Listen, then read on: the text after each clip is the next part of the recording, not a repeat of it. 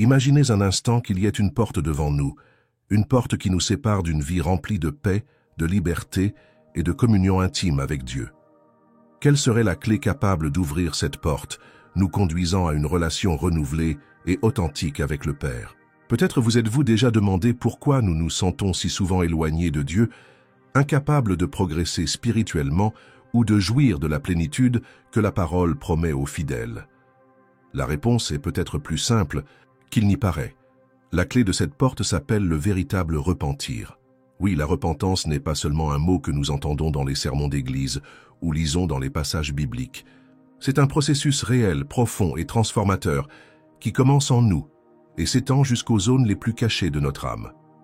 Mais avant de plonger plus profondément dans ce voyage, je voudrais vous poser une question qui pourrait vous faire réfléchir un instant. Y a-t-il quelque chose dans votre vie qui, selon vous, vous éloigne de Dieu mais que vous portez toujours? Cette attitude ou ce comportement qui semble inoffensif à première vue, mais qui en silence mine votre vigueur spirituelle et érige des barrières infranchissables entre vous et le Créateur. Cette question peut être inconfortable, mais c'est précisément cet inconfort qui déclenche le processus de guérison. Reconnaître l'existence du péché est la première étape pour expérimenter la libération que Dieu désire nous offrir. Vous savez, beaucoup d'entre nous essaient de justifier nos erreurs. Nous disons des choses comme « je suis comme ça, je n'y peux rien, c'était juste une fois » ou « mon cas est différent ». Cependant, la véritable repentance commence lorsque nous cessons de trouver des excuses et que nous nous regardons simplement dans le miroir de la vérité en admettant « j'ai péché ». Cette reconnaissance authentique du péché ne doit pas être considérée comme humiliante, mais plutôt libératrice. Car, en reconnaissant nos défauts, nous laissons la place à Dieu pour agir sur nos faiblesses et nous purifier de toute injustice. La parole de Dieu nous enseigne que ce n'est que lorsque nous reconnaissons et confessons nos péchés que nous trouvons la miséricorde divine. Il n'y a pas de place pour l'orgueil lorsque nous voulons vivre pleinement les plans du Seigneur pour nos vies. La Bible dit que nous péchons tous et sommes privés de la gloire de Dieu. Cependant, ce qui différencie ceux qui vivent esclaves de l'erreur de ceux qui avancent vers une vie de victoire, c'est leur position face au péché. Jusqu'à ce que nous nous repentions, le péché reste comme une graine empoisonnée dans nos cœurs, faisant germer des racines d'amertume, de culpabilité et d'éloignement de Dieu. Mais à partir du moment où nous choisissons de nous humilier, de déposer notre fardeau aux pieds du Seigneur et de dire sincèrement « Père, j'ai péché. Contre toi », nous commençons le voyage de transformation. Et c'est là qu'intervient la deuxième étape de ce processus, ressentir une véritable tristesse pour le péché. Il ne s'agit pas simplement de dire « Je suis désolé, mon Dieu, pardonne-moi », comme s'il s'agissait d'une phrase toute faite ou d'un discours mémorisé. Il ne s'agit pas d'une formalité religieuse. Il s'agit de vraiment s'effondrer, de reconnaître le poids de nos actions et la façon dont elles nuisent à notre relation avec le Seigneur. Ce sentiment de douleur, de regret, n'a pas pour but de nous sombrer dans la culpabilité ou de nous emprisonner dans le remords, mais de nous conduire à un changement profond. Cette tristesse authentique nous motive à changer de chemin, à abandonner les attitudes et les comportements qui ne glorifient pas le nom du Seigneur. Maintenant, permettez-moi d'ouvrir ici une parenthèse. Si vous appréciez ce contenu, si ce message vous touche le cœur, je vous demande d'aimer cette vidéo et de vous abonner à notre chaîne. Je sais que parfois on l'oublie dans le rythme du quotidien, mais c'est un geste simple qui fait toute la différence pour que ce type de contenu touche davantage de personnes assoiffées de vérité divine. En aimant et en vous abonnant, vous montrez non seulement votre soutien, mais vous contribuez également à diffuser cette invitation au repentir et à la transformation dans de nombreux cœurs. Alors, si vous pensez que cette réflexion est importante, n'oubliez pas de franchir cette étape. Ensemble, apportons la parole de Dieu à tous ceux qui ont besoin de l'entendre. Revenons maintenant à notre thème central. Après avoir reconnu nos péchés et ressenti une véritable tristesse, il reste un autre élément fondamental: confesser nos péchés à Dieu. Nous portons souvent une culpabilité secrète pendant des années, craignant que si nous l'exposons à Dieu, nous recevions un jugement ou une punition. Cependant, la parole nous assure que Dieu est fidèle et juste pour nous pardonner et nous purifier de toute injustice. Il ne veut pas voir ses enfants esclaves de la culpabilité, mais il désire que nous venions à lui avec un cœur brisé et repentant. La confession apporte un soulagement, car c'est un acte d'honnêteté envers soi-même et envers le Créateur. Lorsque nous ouvrons la bouche et disons « Seigneur, je reconnais mon erreur, j'avoue que j'ai fait quelque chose qui te déplaît », nous faisons un pas de foi hors des ténèbres et vers la lumière rédemptrice de Dieu. Si nous continuons à cacher le péché, en évitant de l'affronter de front, nous lui permettrons de s'enraciner de plus en plus profondément en nous. Cela crée un cycle de culpabilité et de honte dont il est difficile de sortir. Mais, lorsque nous confessons notre péché au Seigneur, nous brisons les chaînes qui nous maintiennent liés. C'est comme si nos cœurs étaient libres de recevoir la grâce qu'il a préparée pour nous. La confession est une invitation à la guérison, à la restauration. Cela peut faire mal au début de reconnaître nos défauts, mais bientôt vient la paix qui dépasse toute compréhension. Et alors nous sentons le réconfort du Saint-Esprit qui nous entoure. Mais ne vous y trompez pas. La véritable repentance ne s'arrête pas à la confession. Il est essentiel de passer à l'étape suivante, abandonner complètement le péché. Cela ne sert à rien de reconnaître, de pleurer et d'avouer l'erreur si, immédiatement après, nous revenons aux mêmes pratiques. La repentance, c'est tourner le dos à ce qui nous sépare de Dieu, en choisissant de lui obéir au lieu de suivre nos désirs charnels. Abandonner le péché nécessite un changement d'esprit, de cœur et d'attitude. C'est décider consciemment, chaque jour, que nous préférons vivre selon la volonté de Dieu, même si cela signifie aller à l'encontre de ce que le monde enseigne. Parfois, il faudra rompre des amitiés toxiques, se déconnecter des environnements qui nous poussent à faire des erreurs et renoncer à des habitudes devenues routinières. Mais je peux vous le dire, la récompense de vivre dans l'obéissance à Dieu est infiniment plus grande que n'importe quel plaisir momentané que le péché peut offrir. N'oubliez pas que nous ne sommes pas seuls dans cette bataille. Dieu lui-même, par son esprit, nous permet de surmonter les tentations. Lorsque nous sommes prêts à abandonner le péché, il nous fortifie, nous donne le discernement, nous donne le pouvoir de dire non aux offres de l'ennemi. C'est à ce stade que nous comprenons que rechercher la miséricorde et le pardon de Dieu est une étape indispensable sur notre chemin de repentance. Avez-vous déjà remarqué combien de personnes se détournent de Dieu parce qu'elles pensent qu'elles ont commis trop d'erreurs ou que leurs péchés sont si graves que le Seigneur ne les recevra plus jamais? C'est l'une des plus grandes tromperies que l'adversaire veut semer dans nos cœurs. La Bible est claire. Le Seigneur ne rejette pas un cœur contrit et abattu. Il est toujours prêt à nous tendre la main et à nous élever, à condition que nous nous présentions avec un repentir sincère. Notre Dieu est miséricordieux et lent à la colère. Il ne fait exception de personne. Il n'impose aucune limite à sa grâce. Quelle que soit l'ampleur du péché que quelqu'un a commis, lorsqu'il se brise et demande pardon, il nous accueille dans ses bras d'amour. Peut-être vous demandez-vous, « Mais j'ai répété la même erreur tant de fois, Dieu me pardonne-t-il encore ?» La réponse est un oui catégorique. Dieu connaît notre nature et sait que nous sommes poussière, faibles et enclins à tomber. Cependant, il se réjouit lorsque nous reconnaissons nos faiblesses et implorons force et miséricorde. Ne laissez jamais la culpabilité vous séparer de Dieu. Utilisez-le plutôt pour nous rappeler que nous avons désespérément besoin de son aide pour vivre une vie sainte. Un autre aspect que nous ne pouvons ignorer est l'importance de procéder à une restitution autant que possible. Si notre péché a blessé quelqu'un, nous devons chercher à réparer les dommages causés. Il peut être nécessaire de demander pardon à la personne offensée, de remplacer ce que nous avons volé, de restituer ce qui ne nous appartenait pas, de réparer les dommages que nous avons causés. Dieu aime les cœurs qui non seulement se repentent devant lui, mais sont également disposés à réparer les torts commis contre les autres. Après tout, l'amour de Dieu et l'amour des autres vont de pair. Celui qui se repent véritablement comprend la nécessité de réparer, dans la mesure du possible, les conséquences de ses actes. Cette étape démontre la sincérité et l'engagement envers la transformation proposée par le repentir.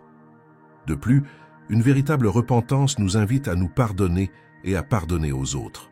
Il est étonnant de voir à quel point nous nous en voulons pour quelque chose que nous avons fait dans le passé, nous condamnant continuellement et rendant difficile l'acceptation du pardon divin. Lorsque Dieu pardonne, il jette nos péchés dans la mer de l'oubli. Cela ne veut pas dire qu'il perd la mémoire, mais plutôt qu'il choisit de ne plus tenir compte de nos erreurs, Qui sommes-nous pour continuer à nous accuser alors que le Créateur lui-même déclare que nous sommes libres de toute culpabilité? Nous devons faire la paix avec nous-mêmes, comprendre que si Dieu nous a pardonné, nous ne devons pas nous emprisonner dans notre propre jugement. De plus, pardonner aux autres est tout aussi crucial. Si nous n'accordons pas à notre prochain la même miséricorde que nous avons reçue, nous ne parvenons pas à comprendre le cœur du Père. Le ressentiment, la souffrance et la haine ne font qu'alimenter la séparation entre nous et Dieu. À mesure que nous grandissons spirituellement, nous développons une haine du péché. Cela peut paraître étrange au premier abord. Après tout, le mot « haine » a une connotation négative. Mais dans ce contexte, cela signifie rejeter complètement ce qui nous sépare du Créateur. Cela signifie ne pas tolérer les attitudes qui blessent le cœur de Dieu ou qui nuisent à nous-mêmes et aux autres. C'est désirer la sainteté plus que n'importe quel plaisir momentané que le monde peut offrir. Cette haine du péché surgit lorsque nous comprenons profondément à quel point il détruit nos vies, nos familles, nos relations et même notre propre identité en Christ. Il ne s'agit pas de devenir légaliste ou de juger les autres, mais plutôt de prendre une position ferme, de ne pas négocier avec quoi que ce soit qui viole les normes de sainteté que Dieu a établies. Un élément fondamental du maintien de cette posture d'intégrité spirituelle consiste à cultiver une vie de prière et de jeûne. Ces habitudes renforcent notre foi et nous rapprochent de plus en plus de Dieu. Lorsque nous prions, lorsque nous jeûnons, nous disons au Seigneur que nous dépendons de lui. C'est comme si nous mettions le monde en silence pour entendre la voix du Père. La prière nous relie à Dieu de manière intime, nous permet d'exprimer notre angoisse, d'être reconnaissant pour les bénédictions et de demander une direction pour les défis auxquels nous sommes confrontés. Le jeûne, à son tour, nous apprend la discipline, à soumettre notre volonté à la volonté divine, nous rappelant que nous ne vivons pas seulement de pain, mais de chaque parole qui sort de la bouche de Dieu. De telles pratiques sont de puissants alliés pour résister à la tentation et pour aligner notre cœur sur celui du Père. Enfin, le moment viendra où nous devrons avoir pleinement confiance dans le pardon de Dieu et vivre transformés. C'est la preuve définitive d'une véritable repentance. Lorsque nos attitudes, nos pensées et nos paroles reflètent le changement survenu intérieurement. Si avant nous vivions dans le mensonge, maintenant nous valorisons la vérité. Si avant nous entretenions de la haine, nous avons désormais appris le chemin de l'amour. Si avant nous étions fiers, maintenant nous embrassons l'humilité. Bien sûr, nous ne sommes pas parfaits et nous commettrons encore des erreurs. Mais la différence réside dans la manière dont nous gérons ces échecs. La véritable repentance nous empêche de rester dans l'erreur, nous amenant à chercher à nouveau la face de Dieu, chaque fois que cela est nécessaire. Si vous êtes arrivé jusqu'ici, je tiens à vous rappeler encore une fois d'aimer cette vidéo et de vous abonner à notre chaîne, si ce n'est pas déjà fait. En faisant cela, vous nous aidez à continuer à apporter le message de l'Évangile à de nombreuses vies. Par ailleurs, je vous invite à laisser votre commentaire. Partagez avec nous votre expérience, vos réflexions sur la repentance, votre témoignage de la façon dont Dieu a transformé votre vie en reconnaissant vos péchés et en recherchant la miséricorde du Père.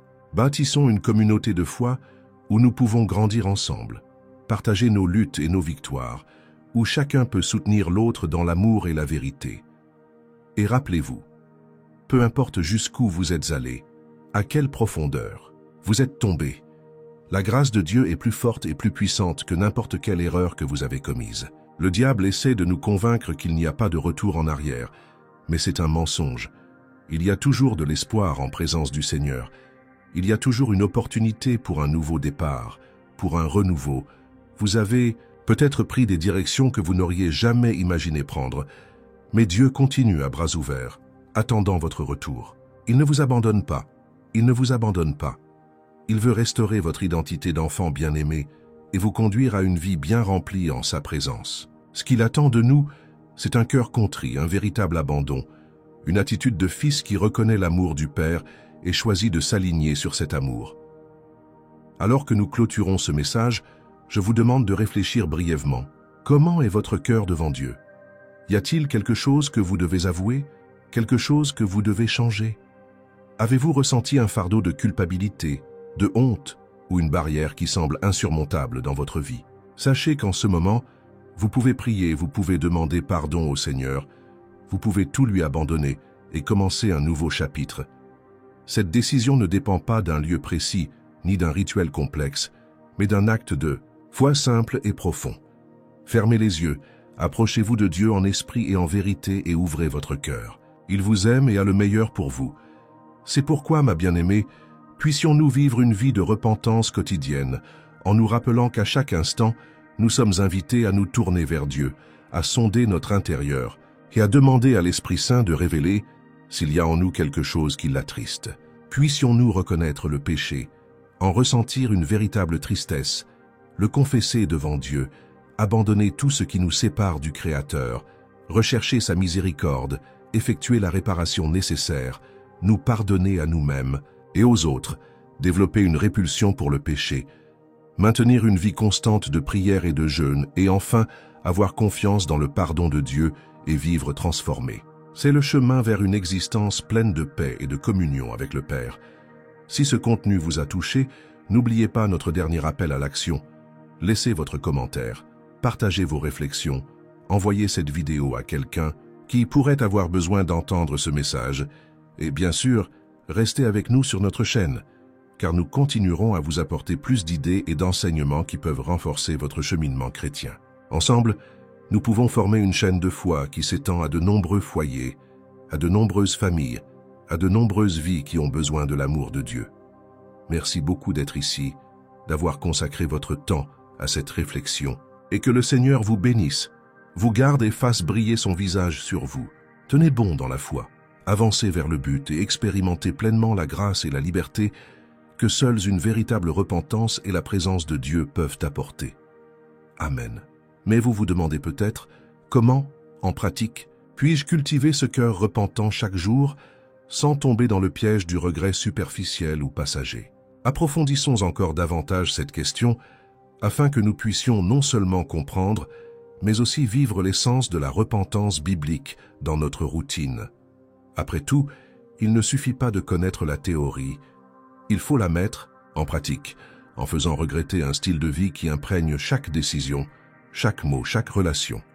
Le premier point est de réaliser que le repentir n'est pas un événement isolé, mais un processus continu.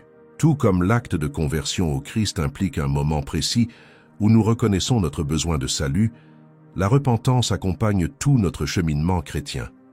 Parfois, nous pouvons penser qu'après avoir accepté Jésus, il n'est plus nécessaire de se repentir, mais ce n'est pas vrai.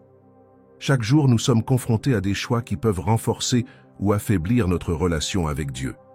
Et malheureusement, en raison de notre nature pécheresse, nous pouvons échouer dans bon nombre de ces moments. La bonne nouvelle est que lorsque nous reconnaissons nos échecs, nous pouvons immédiatement nous tourner vers le Père et rechercher son pardon et sa restauration. Mais comment faire exactement? Tout d'abord, nous avons besoin de sincérité dans notre dialogue avec Dieu.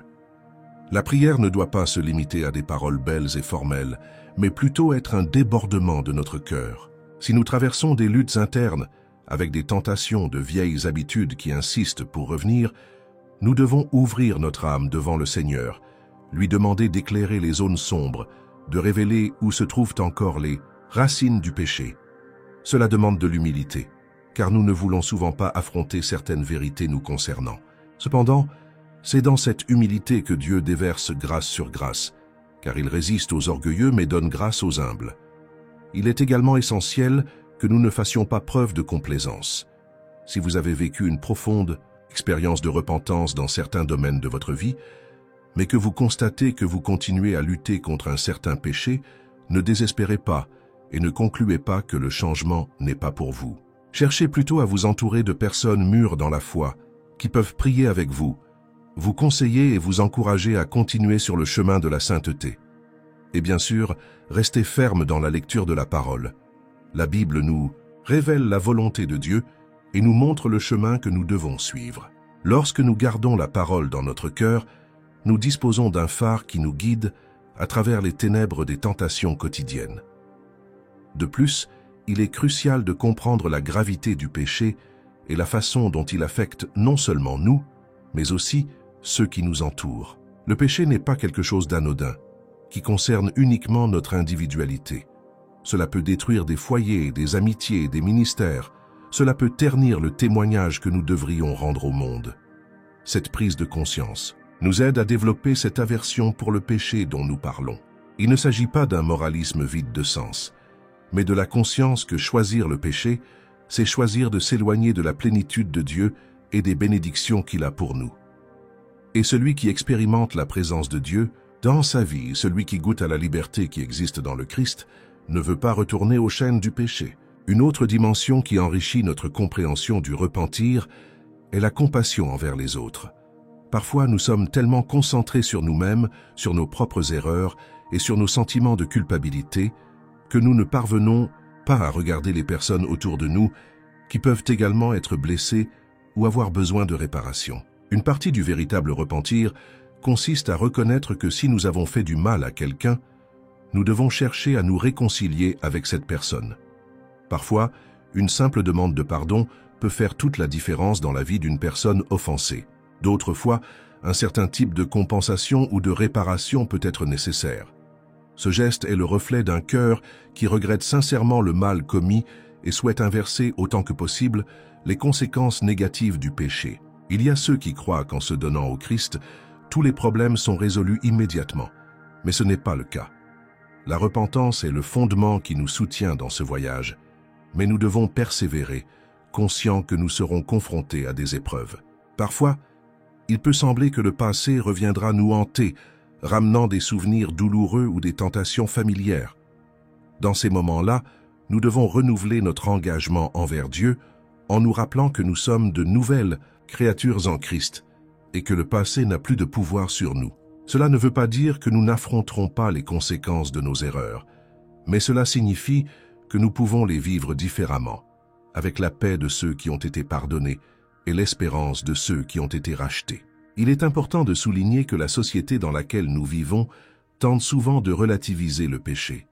Des messages comme « Si cela vous rend heureux, ce n'est pas un péché » ou « Chaque personne possède sa propre vérité » peuvent nous dérouter. Cependant, la vérité absolue est dans la parole de Dieu. Si quelque chose est un péché selon les Écritures, il n'y a aucune justification qui puisse en faire quelque chose de bien.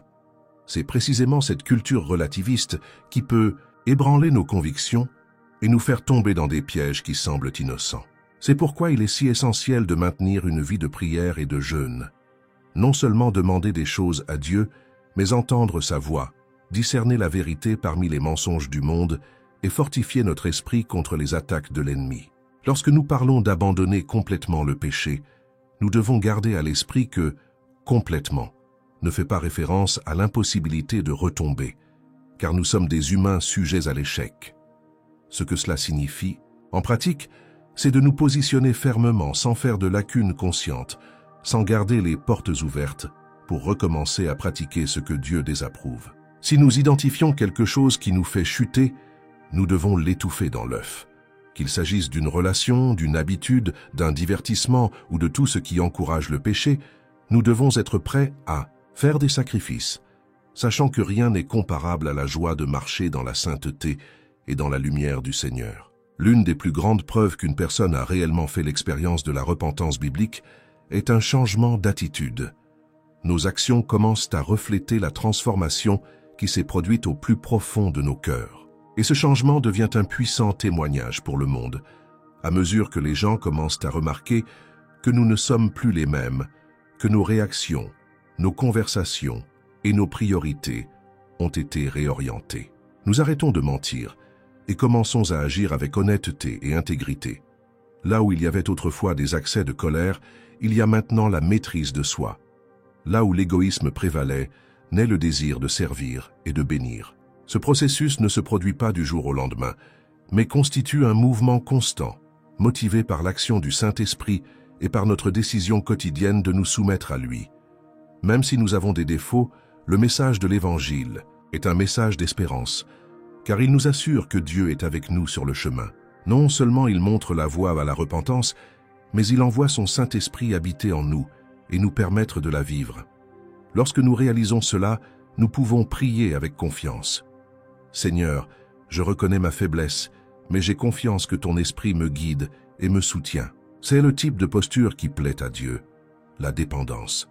Et c'est précisément dans ce lieu de dépendance que fleurit la véritable repentance, car nous comprenons que sans lui, nous ne pouvons rien faire, mais qu'avec lui, nous sommes plus que vainqueurs.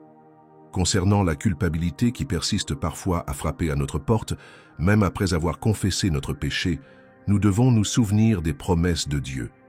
La parole déclare qu'il pardonne et purifie. Dans le psaume 103, nous trouvons le merveilleux rappel qu'il jette nos péchés loin de nous, au point de les comparer à la distance entre l'Orient et l'Occident. Si Dieu nous montre qu'il ne prend plus en compte nos péchés, pourquoi devrions-nous continuer à nous punir et à nous condamner? Ce poids supplémentaire ne vient pas de Dieu, mais de l'ennemi, qui veut nous paralyser et nous empêcher de connaître la joie du salut. Alors, lorsque la culpabilité revient, tournez-vous vers la parole, souvenez-vous de l'amour de Dieu et rejetez les mensonges qui vous disent que vous n'êtes pas digne du pardon. Il y a aussi la question de savoir comment gérer le jugement des autres, car même si Dieu nous pardonne, il peut y avoir ceux qui doutent de notre changement ou qui continuent à nous pointer du doigt. Dans ces cas-là, nous devons rester fermes, en nous rappelant que notre identité est en Christ et non dans l'approbation humaine. Le témoignage d'une vie transformée au fil du temps sera plus éloquent que n'importe quelle accusation. Ce que Dieu dit de nous est ce qui compte vraiment, et il nous appelle enfants bien-aimés, lavés et rachetés dans le sang de Jésus. Trouver la sécurité dans ces vérités est essentiel pour ne pas succomber à des jugements extérieurs qui peuvent miner notre foi. Un domaine qui mérite souvent d'être souligné est le pardon de soi.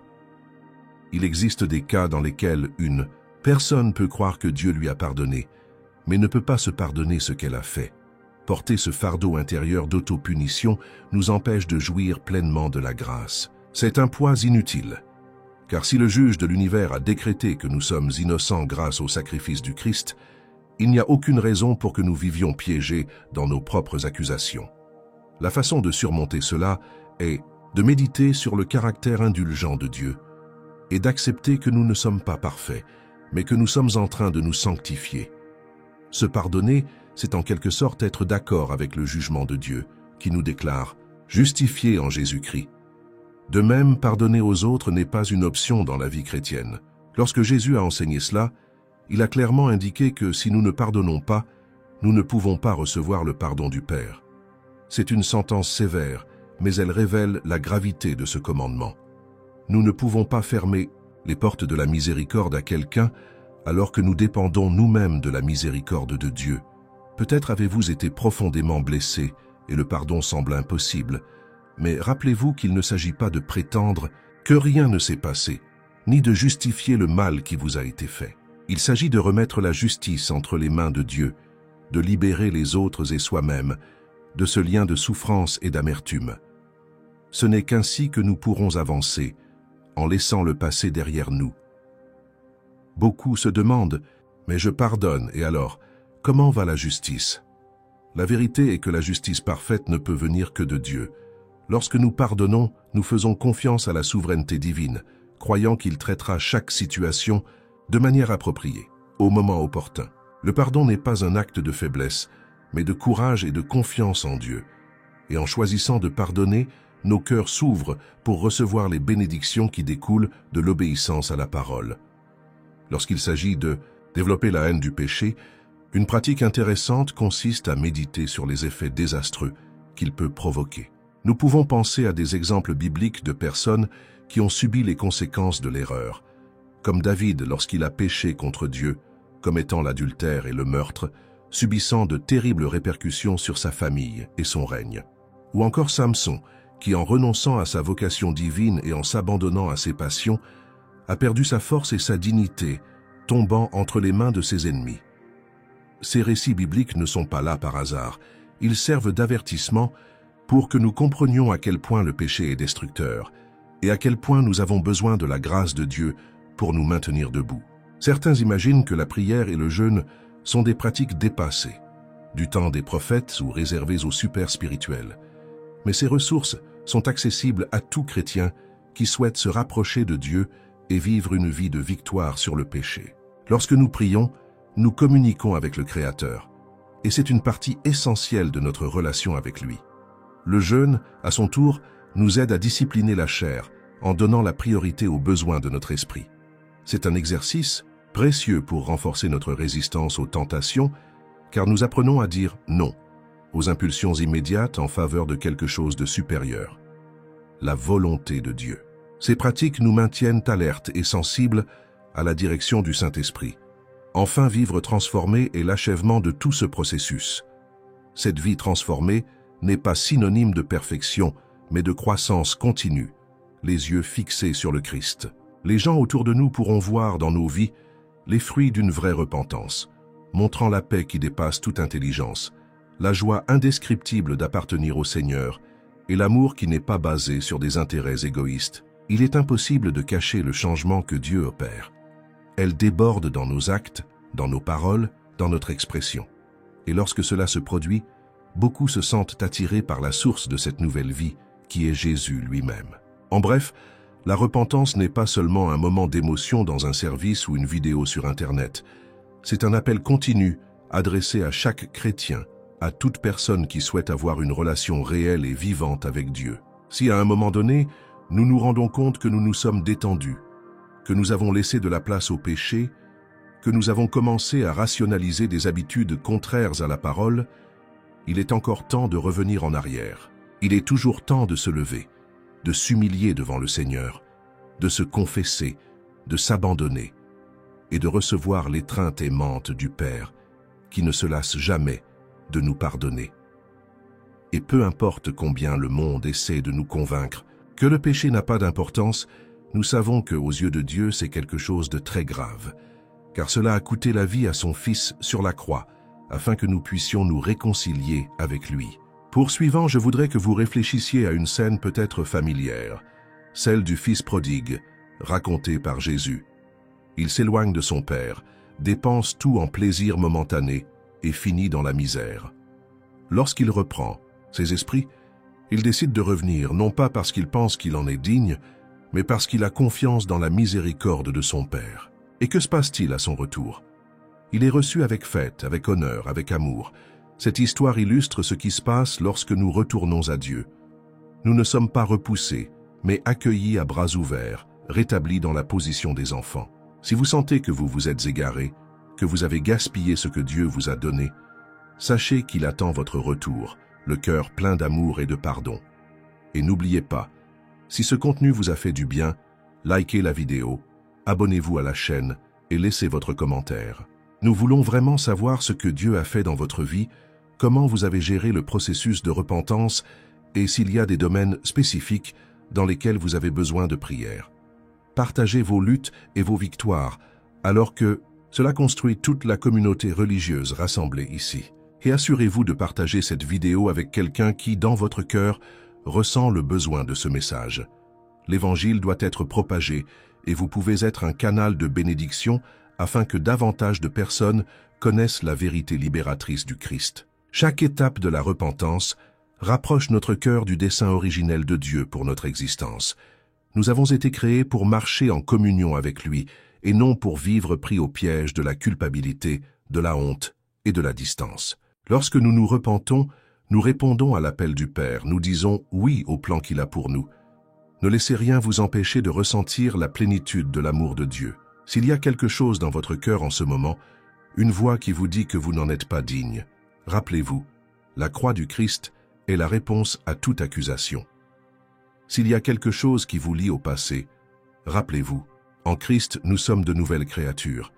S'il y a quelque chose qui vous ramène au péché, rappelez-vous, celui qui est en nous est plus grand que celui qui est dans le monde.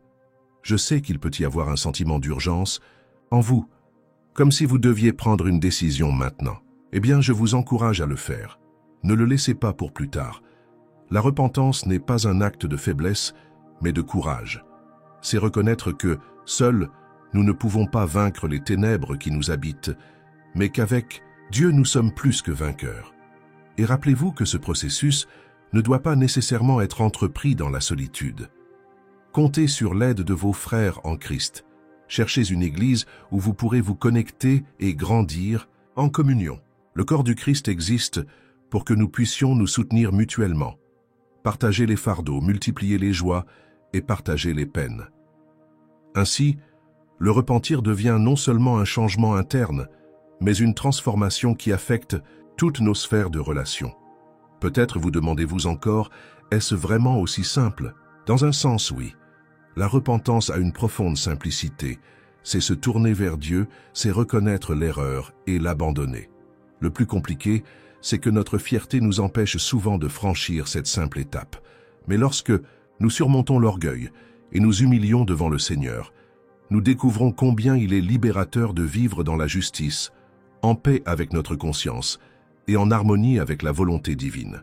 Nous découvrons la beauté d'un cœur léger, qui ne porte plus la culpabilité du passé ni ne s'inquiète de l'avenir, car il sait qu'il est entre les mains du Créateur.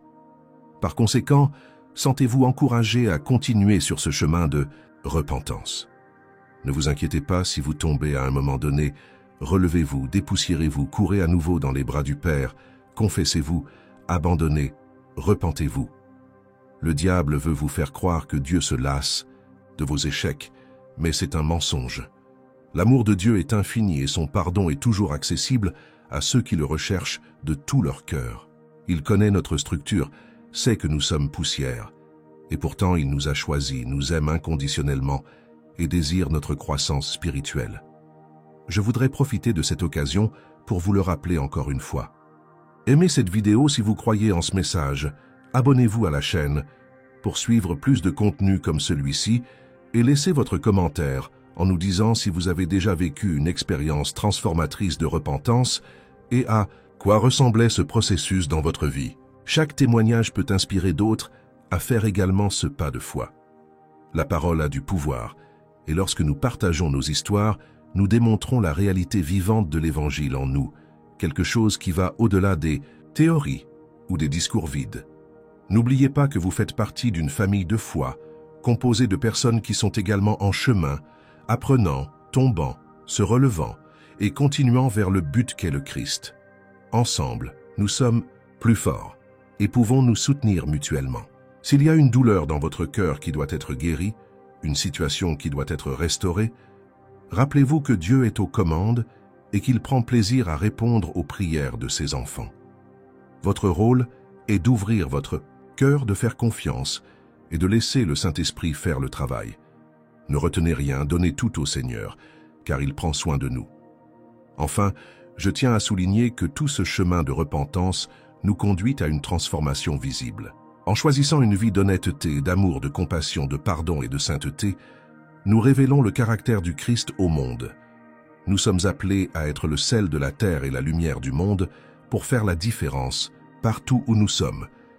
Et cette différence commence au plus profond de notre cœur, là où nous décidons de dire non au péché et oui à la volonté de Dieu. Ainsi, quand quelqu'un regarde notre vie, il ne verra pas la perfection, mais il verra un véritable processus de changement, marqué par l'humilité de quelqu'un qui sait qu'il dépend de Dieu pour tout. Si vous avez l'impression que Dieu vous parle en ce moment, ne laissez pas passer ce moment. Priez, ouvrez votre cœur, reconnaissez vos échecs, demandez de l'aide au Seigneur et, si nécessaire, cherchez l'aide de frères, mûrs dans la foi. Cela ne vous rend pas moins chrétien ou moins capable.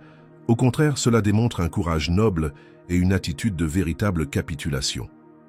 N'oubliez pas que marcher avec Christ, c'est apprendre jour après jour, et que la repentance continuelle est une partie essentielle de ce voyage. Tenez bon, car celui qui a commencé en vous une bonne œuvre l'achèvera jusqu'au jour de Jésus-Christ. Merci d'avoir consacré votre temps à cette vidéo, d'avoir écouté ce message et surtout d'avoir réfléchi en vous-même à ce que cela signifie pour votre cheminement spirituel.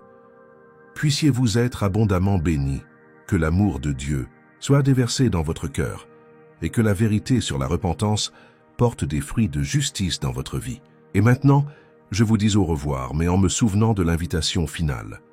Aimez, abonnez-vous et commentez, afin que nous puissions continuer à grandir ensemble dans la grâce et la connaissance de notre Seigneur et Sauveur, Jésus-Christ. Bienvenue dans cette nouvelle époque en présence de Dieu, où la repentance n'est pas un fardeau, mais un chemin de liberté, de guérison et de restauration. Que la paix du Christ soit avec vous et toute votre maison, aujourd'hui et toujours. Amen. J'aimerais maintenant approfondir certains aspects pratiques qui peuvent vous aider à intérioriser ces enseignements et à les intégrer à votre routine de foi quotidienne. Lorsque nous parlons de repentir, nous parlons de quelque chose qui va bien au-delà d'un sentiment ou d'un discours. La véritable repentance est marquée par des actions concrètes qui démontrent un changement de direction dans notre vie. Souvent, c'est la somme de petits choix quotidiens qui consolident ce processus, renforçant nos convictions et nous aidant à rompre définitivement avec des habitudes et des attitudes qui déplaisent à Dieu. Un point essentiel est de reconnaître que nous ne sommes pas capables de changer seuls. Quelle que soit la disposition de notre cœur, c'est le Saint-Esprit qui opère en nous, à la fois le vouloir et le faire, selon la volonté de Dieu.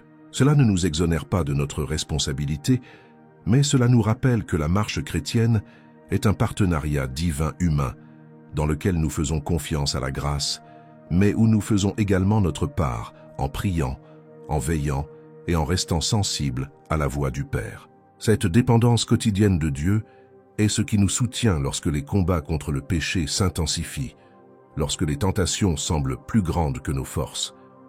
Vous vous demandez peut-être comment développer cette intimité avec le Saint-Esprit de manière à renforcer la repentance constante. Un conseil pratique est de prévoir chaque jour du temps pour être seul avec le Seigneur, dans la prière et la méditation de la parole.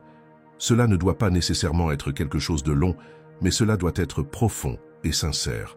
Éteignez les distractions. Mettez votre téléphone portable en mode silencieux. Trouvez un endroit calme et ouvrez votre cœur devant Dieu. Parlez-lui de vos difficultés, confessez vos échecs, demandez de l'aide pour surmonter les tendances qui vous conduisent au péché. Cette période nous régénère non seulement spirituellement, mais nous aligne également sur la volonté divine, nous rendant plus conscients de ce que nous devons abandonner et de ce que nous devons embrasser. Une autre pratique extrêmement valable est la discipline, consistant à noter ou à enregistrer les domaines dans lesquels vous percevez la plus grande vulnérabilité. Vous constaterez peut-être que vous avez tendance à mentir lorsque vous êtes sous pression ou que vous vous mettez facilement en colère lorsqu'on vous contredit.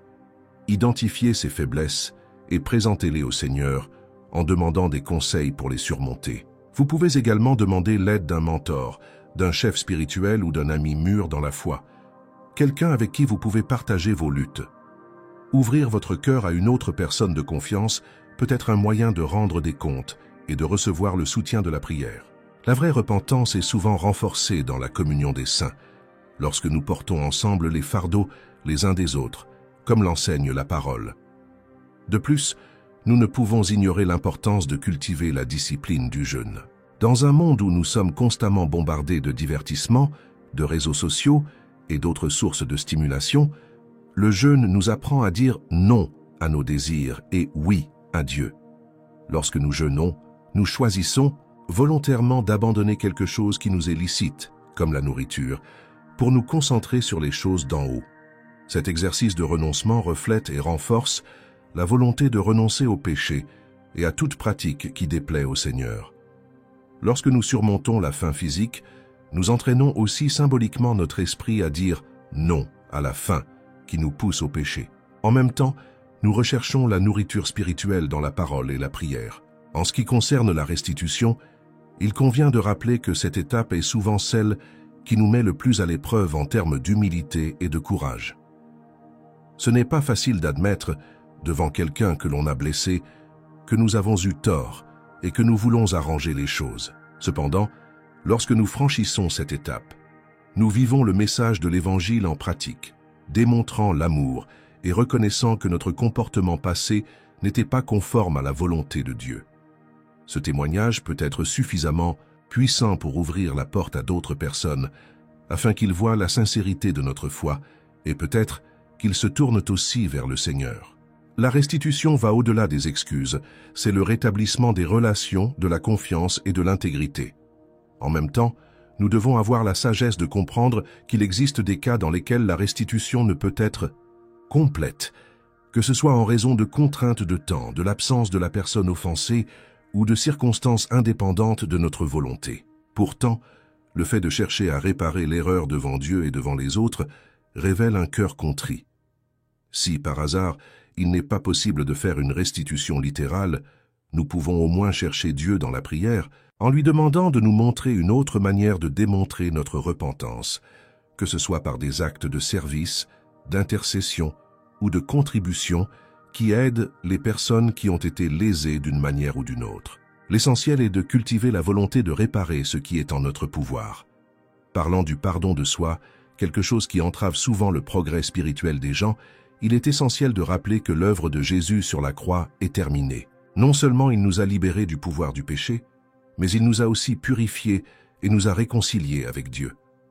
Lorsque nous insistons pour nous condamner pour des péchés déjà confessés et pardonnés, nous méprisons en quelque sorte cette œuvre rédemptrice. Cela ne veut pas dire que nous sous-estimons la gravité du péché. Cela signifie que nous reconnaissons que le sacrifice du Christ est plus grand que notre passé et que sa grâce nous suffit. Ainsi, chaque fois que l'accusation arrive, nous pouvons répondre avec la vérité de l'Évangile « Je suis pardonné, je suis une nouvelle création en Christ, et il n'y a aucune condamnation pour ceux qui sont en lui. » Concernant le pardon des autres, c'est un défi quotidien pour beaucoup. Vivre dans un esprit de repentance implique également d'être prêt à pardonner à ceux qui nous ont blessés. Cela ne signifie pas que la relation sera rétablie immédiatement ou que l'autre personne n'aura pas à faire face aux conséquences de ses actes. Mais cela signifie que nous n'aurons pas de sentiment de vengeance ou d'amertume dans notre cœur. Le pardon est un acte libérateur, tant pour celui qui le reçoit que pour celui qui le donne. Et lorsque nous vivons dans ce courant de pardon, nous faisons l'expérience de la liberté que seul Dieu peut nous offrir. Concernant le développement de la haine du péché, nous pouvons dire que cela se produit dans la même proportion que nous développons l'amour pour Dieu. Plus nous contemplons la sainteté et la pureté de Dieu, plus nous prenons conscience que le péché est incompatible avec sa nature. Nous commençons à désirer les choses d'en haut, à trouver satisfaction dans ce qui est pur, saint et agréable au Seigneur, et nous commençons naturellement à nous sentir repoussés par ce qui est contraire à tout cela. Ce changement de perspective n'est pas le résultat d'une imposition extérieure, mais d'une transformation intérieure opérée par le Saint-Esprit. Nous commençons à vouloir ressembler davantage à Christ, et tout ce qui nous éloigne de lui devient quelque chose que nous voulons éviter, non par peur du châtiment, mais par amour pour notre Père céleste. Je souhaite maintenant partager quelques exemples pratiques de la manière dont nous pouvons nous détourner des opportunités de péché.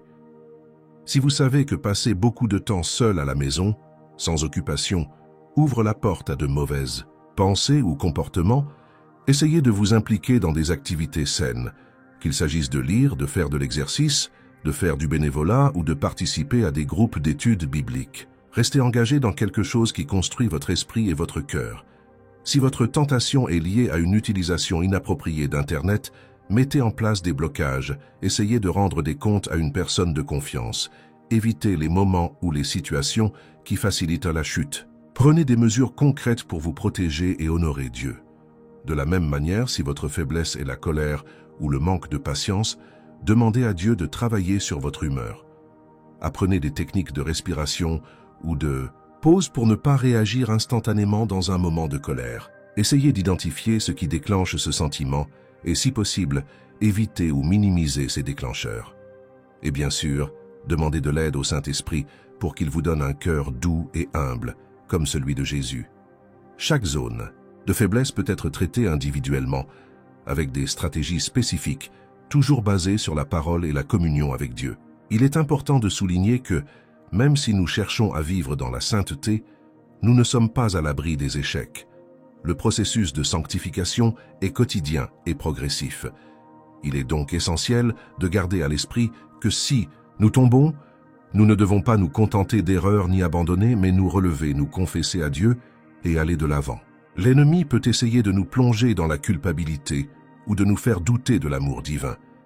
Mais nous devons nous accrocher aux promesses de Dieu, qui est fidèle et juste pour nous pardonner.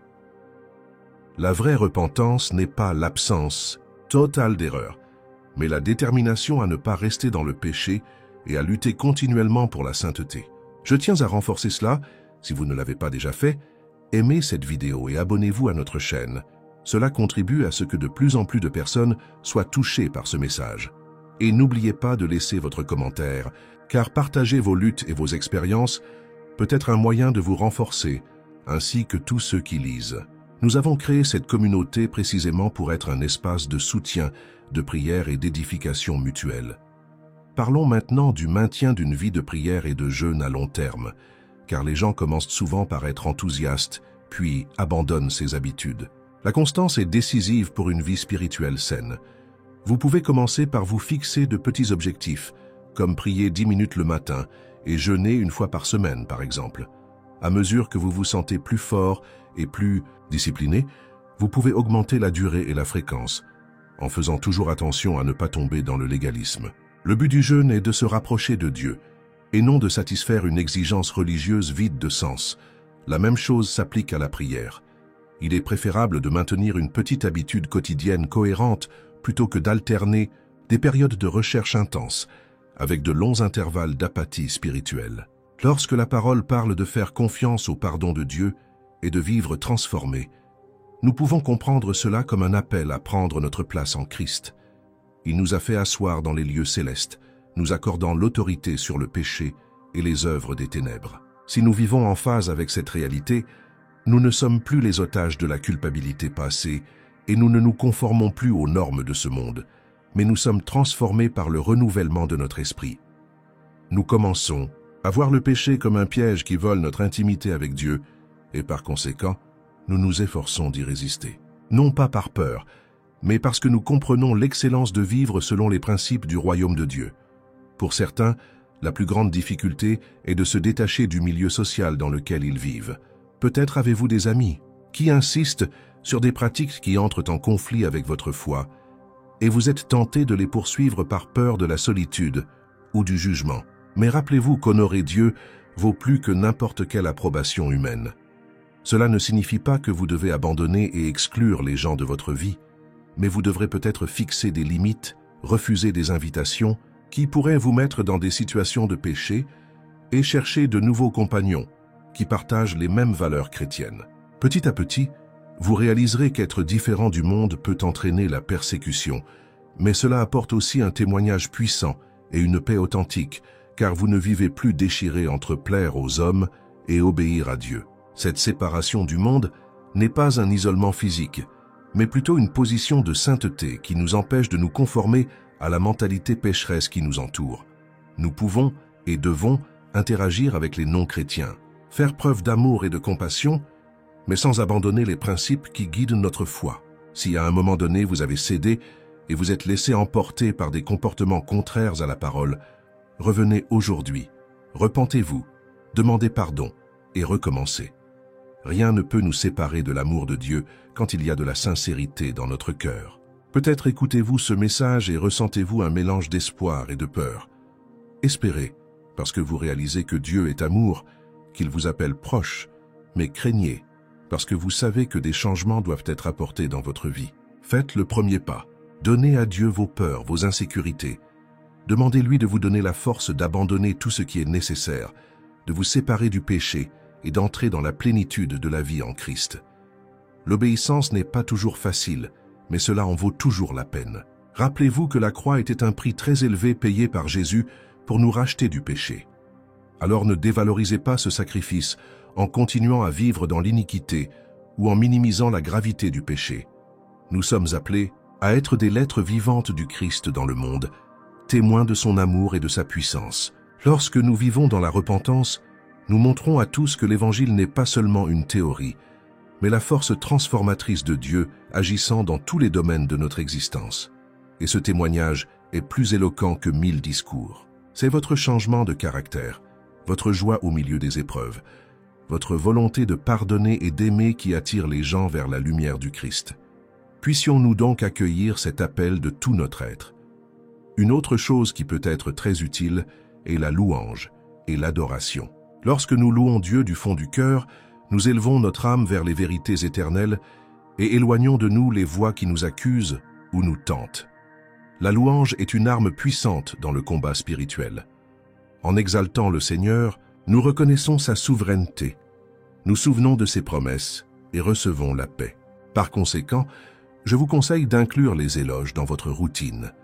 Il peut s'agir d'écouter des hymnes, de chanter des psaumes, de déclarer à haute voix les promesses de Dieu. Cette pratique imprégnera votre esprit de ce qui est bon et saint, réduisant ainsi l'espace réservé aux pensées qui pourraient vous conduire à l'erreur. Ici, il convient de souligner encore une fois l'importance de commenter cette vidéo, de laisser votre témoignage, car votre voix peut être un instrument de Dieu pour confirmer la parole dans la vie de celui qui la lit. Peut-être que votre histoire de regret est similaire à celle de quelqu'un d'autre, et voir que vous avez gagné l'encouragera à se battre aussi. Nous sommes le corps du Christ, et chaque partie de ce corps doit être connectée. Ensemble, nous grandissons et nous améliorons. Alors assurez-vous de participer, de partager votre expérience et de commenter la façon dont ce sujet a résonné dans votre cœur. Nous voulons vous entendre, prier pour vous, partager votre victoire. Pour clôturer cette partie de notre conversation, je vous rappelle que la vraie repentance mène à la liberté. Le péché nous asservit, nous fait vivre dans un cycle de répétition vicieuse, mais le pardon divin nous libère des chaînes qui nous lient. Si vous voulez profiter d'une vie abondante, pleine de sens et d'intimité avec Dieu, il n'y a pas d'autre moyen que la repentance continue. Il nous jette dans les bras d'un Père aimant, qui non seulement pardonne, mais aussi nous restaure et nous donne les moyens de vivre une nouvelle vie.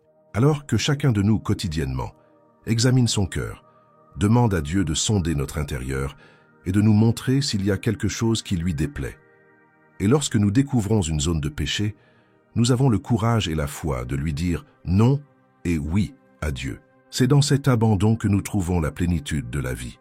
Je réitère mon invitation à aimer, à vous abonner et à commenter, car nous sommes unis dans ce voyage et votre engagement fait la différence en aidant ce message à se propager. Merci beaucoup de m'avoir écouté jusqu'ici.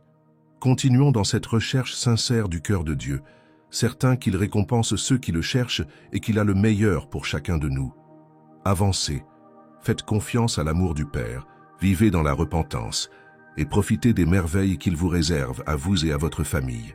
Amen, vous vous demandez peut-être encore, je comprends déjà intellectuellement le repentir, mais comment puis-je ressentir cette véritable tristesse pour le péché?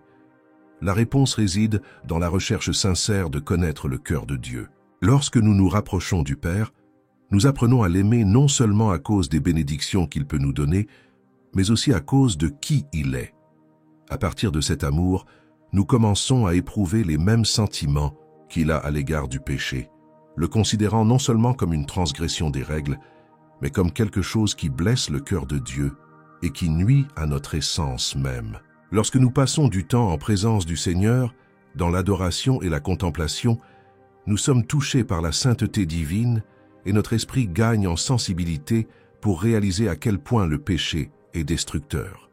La tristesse devient alors une conséquence naturelle du discernement que le Saint-Esprit nous accorde. Il est important de souligner que cette tristesse face au péché n'est pas une fin en soi. Elle a pour fonction de nous conduire au Christ, de nous encourager à abandonner ce qui nous sépare de lui.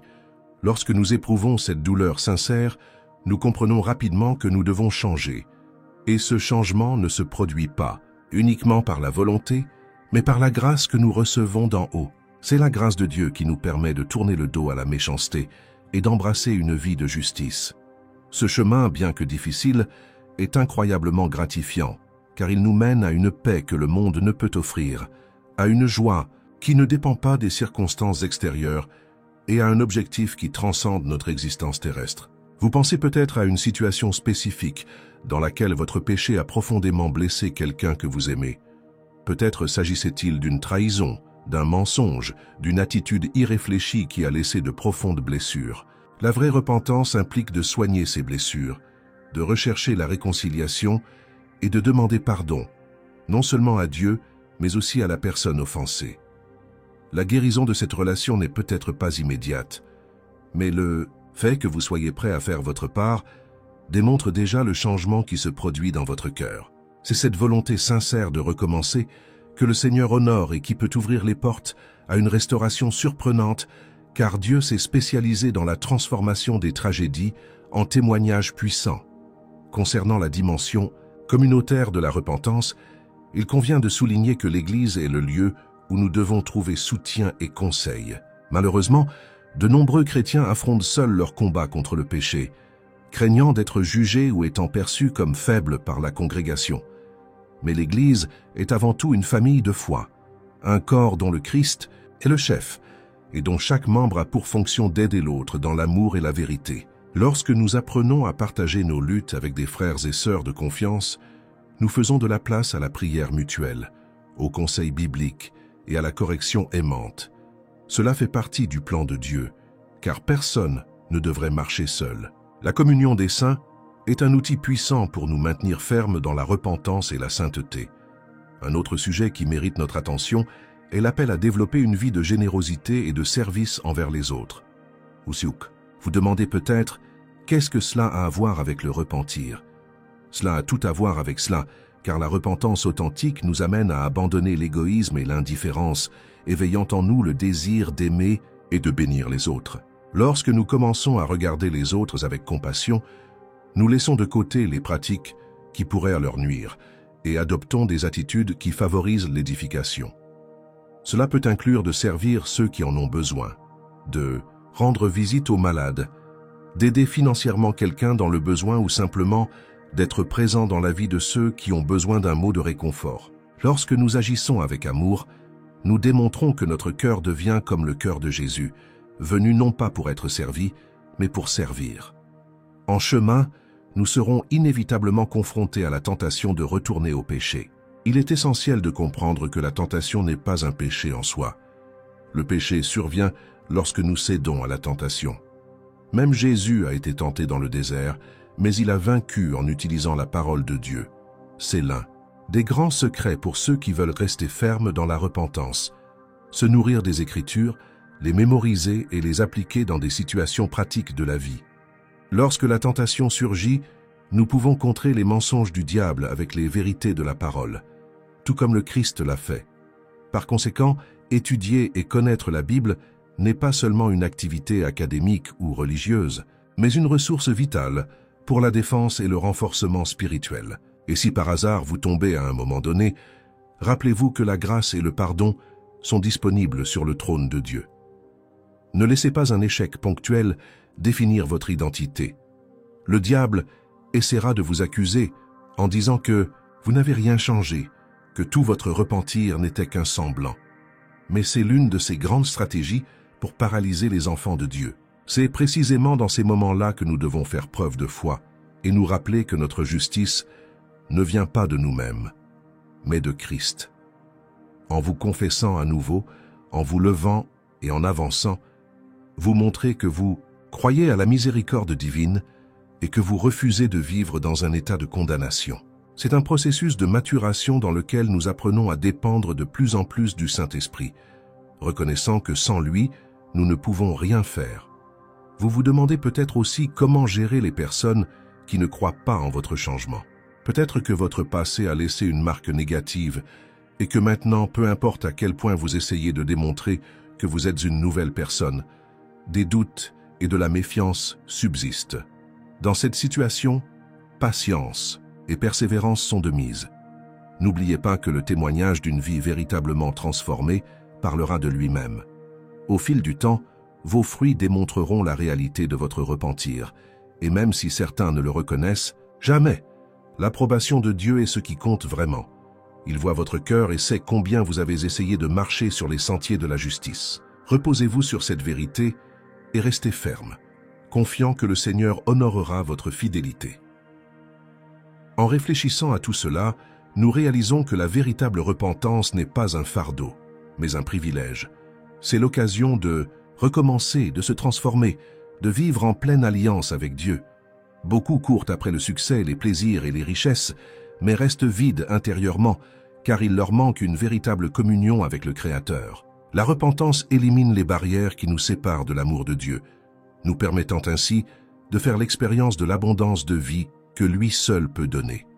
C'est le chemin que Jésus a ouvert sur la croix, lorsqu'il a payé le prix de nos péchés et nous a donné un accès direct au Père.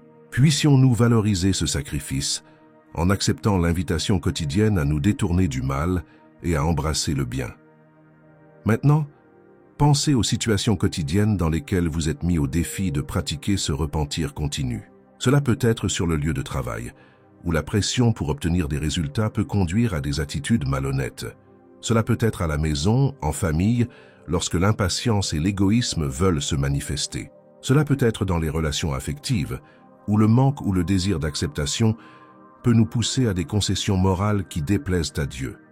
Dans chacune de ces situations, il existe une opportunité de dire non au péché et oui à la volonté de Dieu. Cet exercice quotidien de choix reflète la profondeur du regret dans nos cœurs. Petit à petit, ces choix forment un caractère façonné par la parole, apportant cohérence et maturité à notre foi. C'est pourquoi nous insistons tant sur la nécessité d'être en communion constante avec Dieu et l'Église. Nous avons besoin de stimuli positifs, d'enseignements solides, d'exemples de personnes qui vivent ce chemin de repentance et de sainteté. Nous devons également offrir notre épaule à ceux qui sont faibles, à ceux qui se sentent impuissants ou découragés. Faire partie d'une communauté de foi est un don divin, car personne ne peut lutter seul contre les forces spirituelles du mal qui opèrent dans le monde. Ensemble, nous sommes plus forts et nos faiblesses sont compensées par la force et la puissance collective du Saint-Esprit qui vit en nous. Toujours dans cette perspective, n'oubliez pas l'importance de partager votre témoignage. Lorsque nous témoignons de la manière dont Dieu nous a atteints et transformés, nous glorifions en fait le Seigneur pour son œuvre rédemptrice et, en même temps, nous encourageons les autres. Votre témoignage pourrait être la réponse pour quelqu'un qui se retrouve dans une situation similaire à celle que vous avez vécue dans le passé. Les gens pensent souvent qu'ils sont seuls dans leur lutte et qu'il n'y a pas de solution. En entendant que quelqu'un a gagné au nom de Jésus, il peut être rempli d'espoir et rechercher le même chemin de repentance et de restauration. En ce sens, je vous réitère l'invitation à laisser votre commentaire sur cette vidéo, à partager quel a été votre parcours de regret, si vous avez rencontré des difficultés, quelle victoire vous avez remportée, quelles leçons vous avez apprises. Cet espace d'échange peut devenir une véritable salle d'encouragement et d'édification où nous nous réunissons dans la foi pour célébrer les victoires, prier pour les luttes et surtout maintenir vivante la flamme de l'amour du Christ dans nos cœurs. Non moins important, n'oubliez pas de prendre également soin de votre santé émotionnelle et mentale dans ce processus de repentir. Le péché peut nous laisser de profondes marques de culpabilité, de honte, de dépression ou d'anxiété.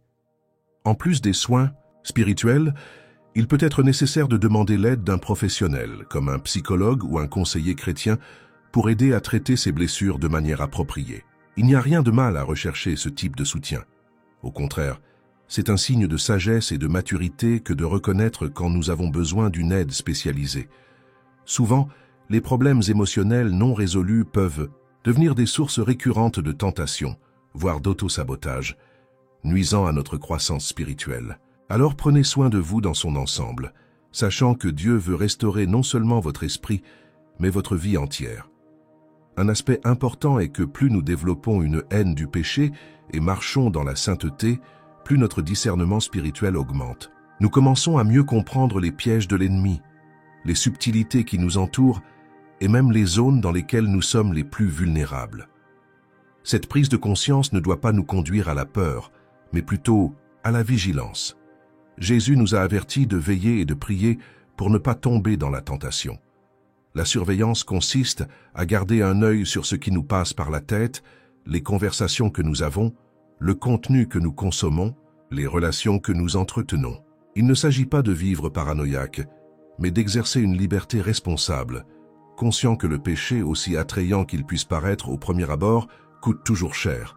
Ainsi, nous continuons d'avancer dans la certitude que la grâce de Dieu nous suffit, que sa puissance se révèle parfaite dans nos faiblesses. Si vous vous sentez faible aujourd'hui, rappelez-vous que c'est dans la faiblesse que la puissance de Dieu se perfectionne.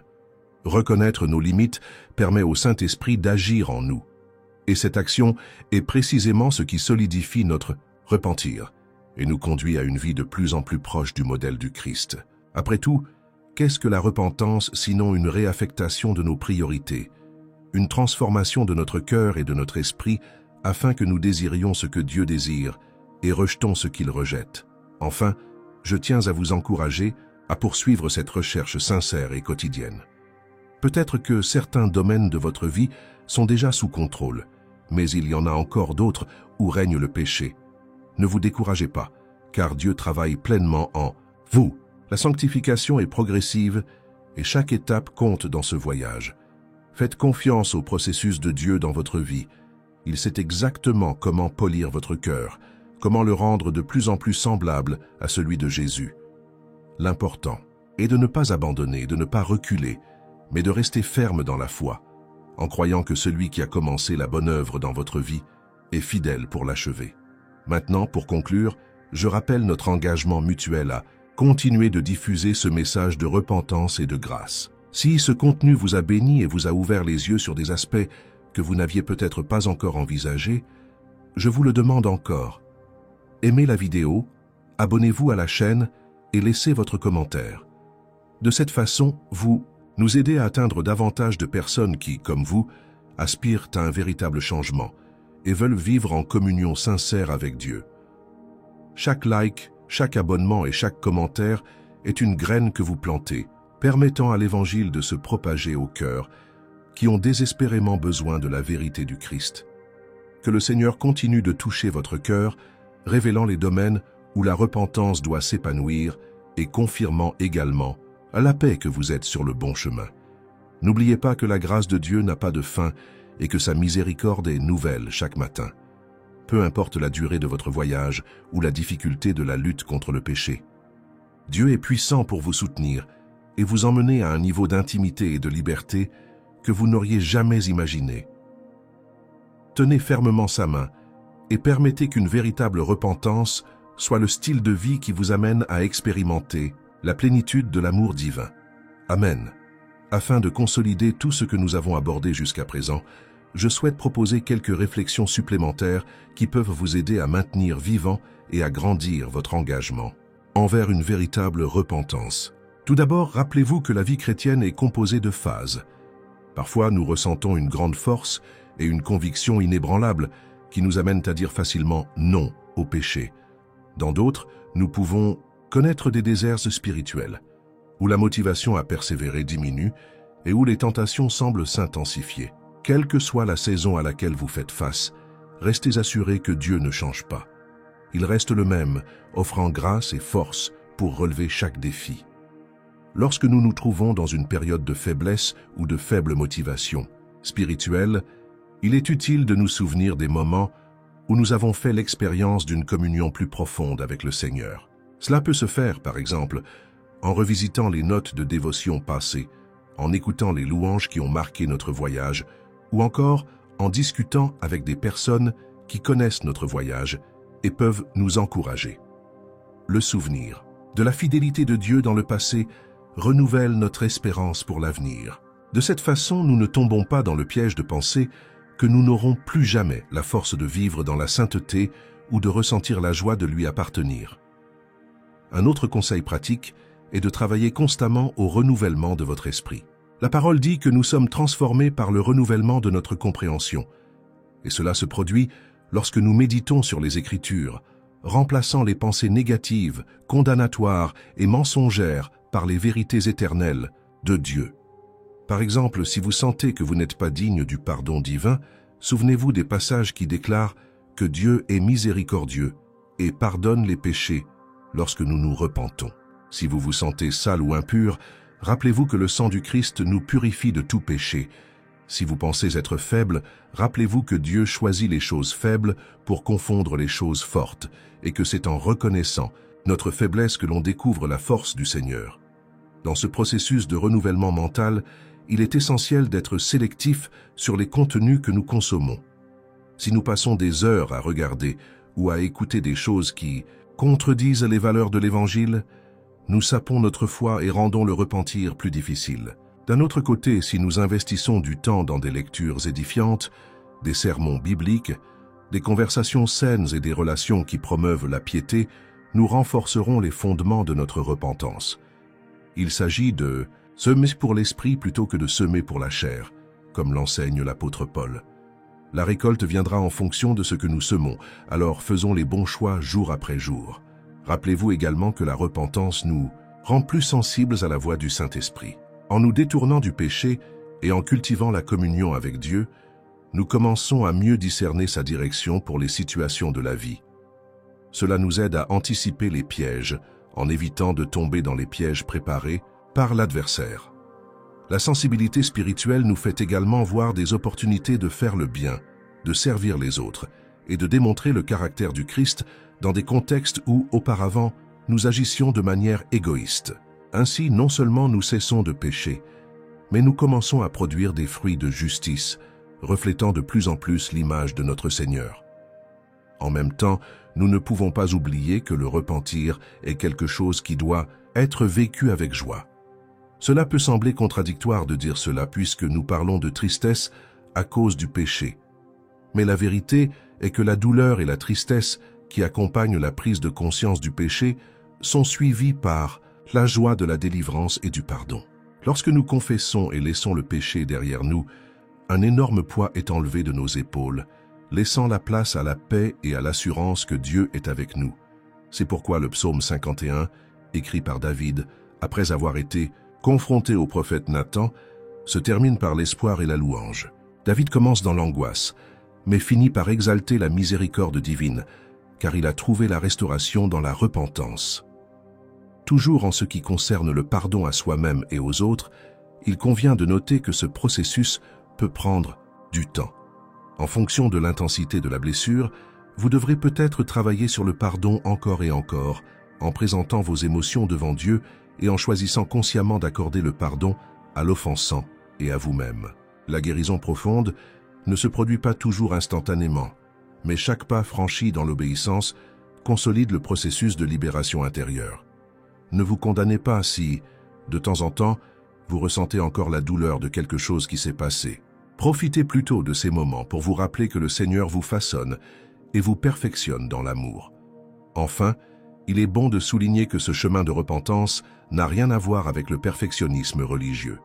Il ne s'agit pas de devenir des personnes rigides et sans compassion, mais de nous abandonner à un Dieu aimant, qui nous appelle à une vie de vraie liberté. À mesure que nous grandissons dans la grâce, nous comprenons qu'une véritable repentance ne signifie pas vivre dans la peur constante de commettre des erreurs, mais cultiver un cœur ouvert à reconnaître les échecs, à les corriger et à avancer sans regarder en arrière. Et cela n'est possible que parce que Dieu lui-même a promis d'être avec nous, nous soutenant de la main droite de sa justice. Par conséquent, que chaque parole partagée ici serve à renforcer en vous le désir de garder ce cœur repentant devant Dieu. Que chaque enseignement soit appliqué à votre vie quotidienne, que chaque appel à l'action soit vu comme une étape vers la maturité chrétienne. Et encore une fois, je vous demande de ne pas cesser d'interagir avec ce contenu.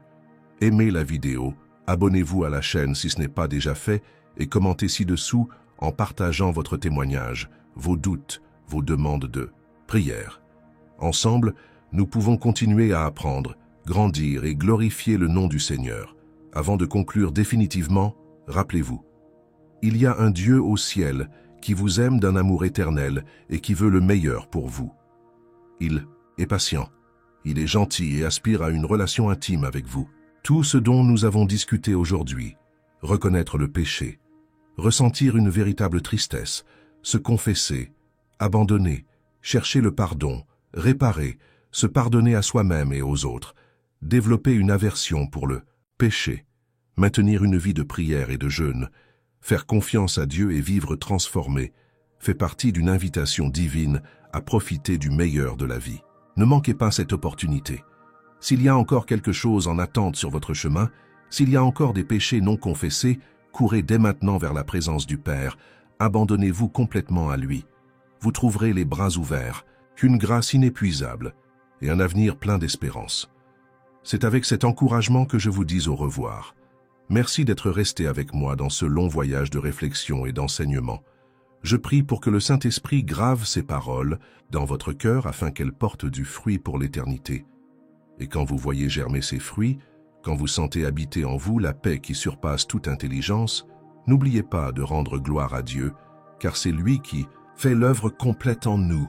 Restez ferme dans la foi, persévérez dans l'amour, et sachez que le message de repentance, loin d'être dur ou lourd, est la porte d'entrée vers la vie abondante promise par Jésus-Christ.